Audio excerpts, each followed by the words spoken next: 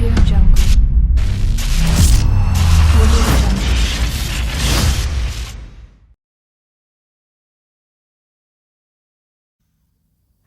Hello ladies and gents, this is KANO from the gamer section back with another review. For today's review is on Eternal Strands for the Xbox Series X and S, PlayStation 5 and PC. Last time we went looking for answers in the Bastion. Half the documents were torn to shreds. In Eternal Strands, you play as Brian, who is a warrior that is on a quest to find the Enclave, which is a long-lost civilization, along with her team.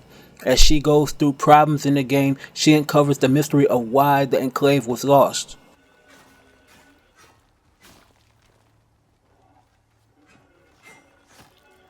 The whole overall presentation to Eternal Strands is great. Graphically, the game is using Unreal Engine 5, which is beautiful to see. It reminds me of when I seen the game Everwild from Rare Games within the trailer.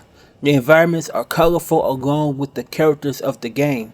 The visuals is packed down to the T, from the water and lighting reflections to the shadows of the bodies in the game. The sound design is crisp and clear on the headphones, from the battles of the enemies to the sounds of the movement of your character. On the Xbox Series X version, the game runs at 60 frames per second, which it actually gives it a fast and smooth run on that game.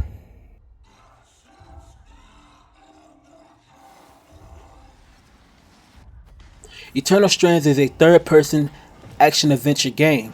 In the gameplay aspects of Eternal Strands, you have a lot of abilities in the game, like manipulating elements and temperature in the game using the magical cloak. You can freeze enemies in the game, which can slow them down, and when you actually use fire, you can drain their health. Now, each of the areas of the abilities in the game can cause some problems in the sections of the game where trees can catch on fire and you can freeze to death in the game with the ice. They have about 9 bosses in the game to go against, and these bosses are giants in the game, which is not easy. You will have to climb up and knock off each of the weak points, like a dragon, for example. With the dragon that actually breathes fire, you have to be very careful on how you climb on the actual dragon, and the flames can actually kill you in the game if you don't have your heat resistance up to the max, just as an example. Now, the fort camp that you are in, when you are actually returning from the battle, you have to build it up to the max so you can actually unlock upgrades in the game without spoiling too much in the game. The upgrades in the game will benefit you with the abilities, the weapons, and armor for the long haul.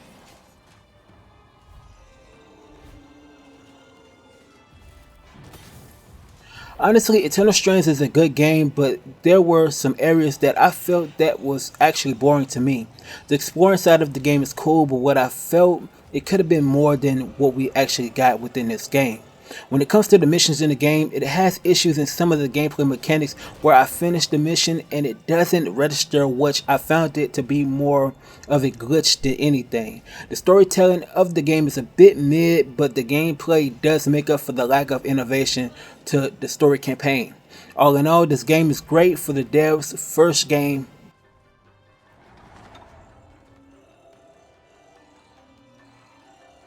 For that, I give Eternal Strands a 4 out of 5.